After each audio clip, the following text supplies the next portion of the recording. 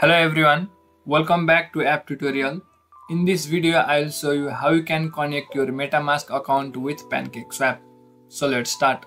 First of all, open any browser and log into your MetaMask account.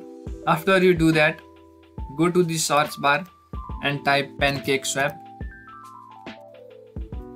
Now go to the official website of PancakeSwap. In the home screen of PancakeSwap, you will find this Connect Wallet option on the right side. Click on Connect Wallet. Select MetaMask. Then it will ask for your verification to connect with MetaMask. Your account will be selected by default. Then click on Next. Then after, confirm it by clicking on Connect. After the connection is complete, scroll below and click on Approve. Now click on Switch Network.